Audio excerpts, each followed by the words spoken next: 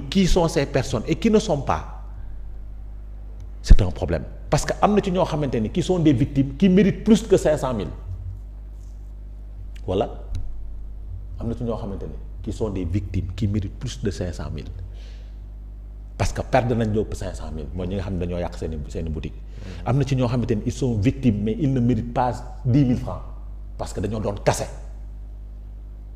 donc loolu tax ma ne la nañ ko teg ci dëgg te suñ ko tegee dëgg dans la transparence dans le cadre du jubbanti fi ñu toog la ñuy toog tàccu moo tax may demander à ce qu'on n'aille pas plus qu'on ne danse pas plus vite que la musique qu'on évite parce que gis nga un pouvoir politique Mori day éviter la pression des militants et malheureusement ce pouvoir politique là écoute trop les militants xam nga lu koy firnde le décret de nomination de Samba Ndiaye jusqu'à présent le décret n'est pas sorti et d'ailleurs notre premier ministre était sorti en tant que chef de parti pour dire nous allons corriger. Et tu penses que dans cette affaire d'indemnisation c'est parce que il n'a pas ils ont cédé à la pression. Oui, ils ont cédé à la pression parce qu'il n'a pas contresigné le décret là et quand un premier ministre ne contre pas amoon na fi du temps de Macky Sall il y a eu une crise au sommet de l'État.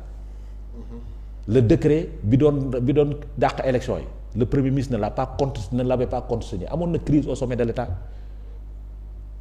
ba mu ko contresigné ci la jóge ci donc quand un décret n'est pas contresigné par un premier ministre c'est une crise institutionnelle. D'accord. Dans tous les pays normaux. Okay. Maintenant mooy l'autorité son l'autorité alpha qui est le président de la République son PM daf ko défier. C'est le premier ministre qui signe d'abord avant le président. moom dama ne c'est le premier ministre qui signe d'abord mais ce décret-là n'est pas contresigné. Pourquoi? Parce qu'on nous avait dit, le chef du parti avait dit, on va corriger. Est-ce que dans une république sérieuse ça doit se passer comme ça? D'accord Adama, il faut qu'on avance. man loolu laa gëm te il faut apporter les corrections nag surtout par rapport à cette affaire d'indemnisation. D'accord soo leen ko deful ay Sénégalais dinañ toog mere leen nekk ay victimes mere leen vous en tant que pouvoir politique je ne vous parle pas de vous en tant que Pastef mais en tant que pouvoir politique parce que da ngeen def kumba am ndey kumba amul ndey te su boobaa du baax ci yéen. D'accord Mori loolu la ñuy ragal aussi dans la reddition des comptes que sax règlement de compte ngeen nar a def parce que ñi farak Amadou Ba waa nouvelle responsabilité boobu gis-gis la ñu am les proches de Mamour Diallo également tax ñu ngi organiser wu politiquement parlant pour neenu faire face à ceux qui se préparent au sein du pouvoir yan garantie nga mën a jox sénégalais yi ci reddition des comptes boobu nga xam ne aussi am na lu ñu ci dundoon ak Macky Sall la traque des biens mal acquis mu mujjee nuru lool règlement de compte politique quelle sera la différence?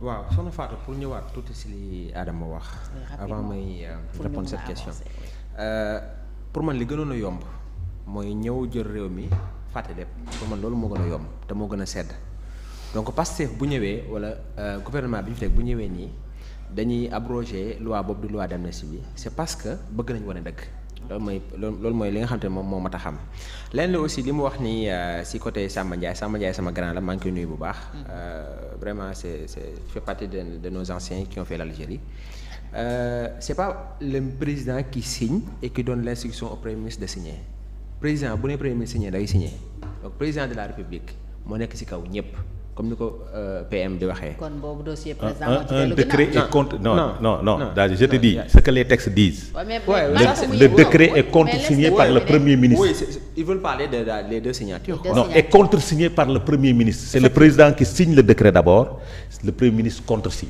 D'accord mais si administration premier ministre mooy njëkk a signé président de la République. D'accord kon même boo nekkee ci direction.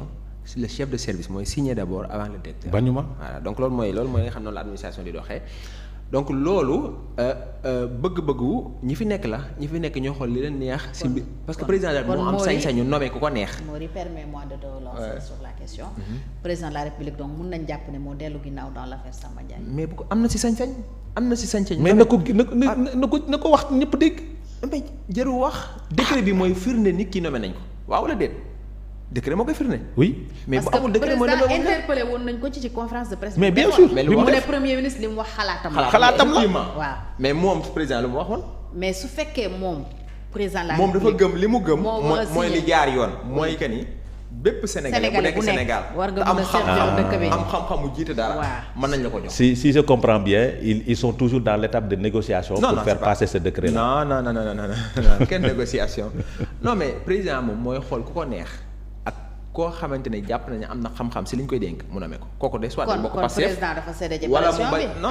wala mu bañ a bokk Pastef wala mu bokk feneen léegi li nga xam ne wax nga ko si lu jëm si communication bi am entre le gouvernement ak les citoyens pour man loolu dafa manqué woon Sénégal day baax ñi nga xam ne ñoom lañu dénk ñu xam ni dañ leen a dénk ñu xam ni duñu ay buur di diglu askan wi leen fal. te loolu moo am fi ñu toll nii. mais ñiy jiite ñi ngi diglu askan wi bu baax bu ñu naree jaat yoon askan bi ni hee. commission bi fi ngeen jaadu noonu du askan bi de parti bi moo naan hee. bul wax parti bi. parti bi moo naan hee. parti bi ñi citoyens yi wax ay sénégalais lañ. déedéet parti bi.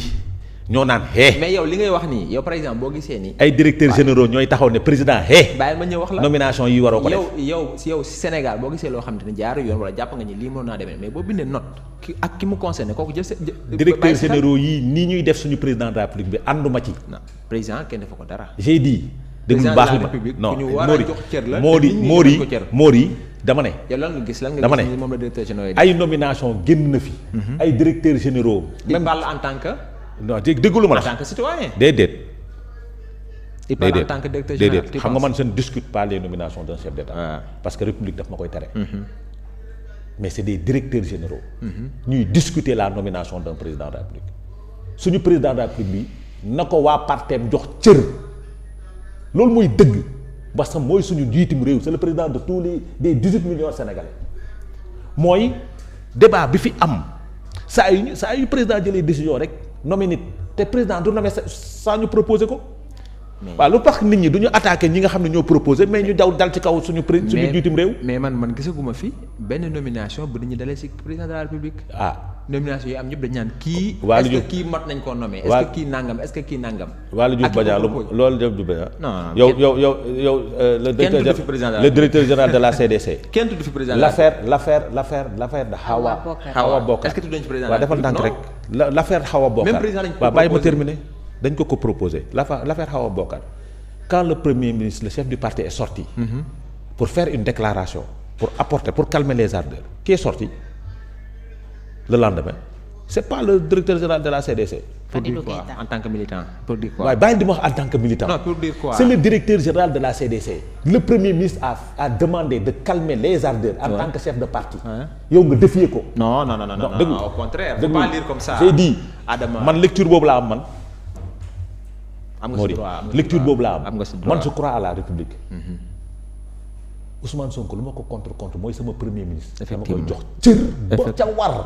directeur général ba tamit lu ma ko contre dama koy jox cër ba ca war. parce que ñoo représenté suñuy institution. effectivement tey su ma gisee beneen autorité buy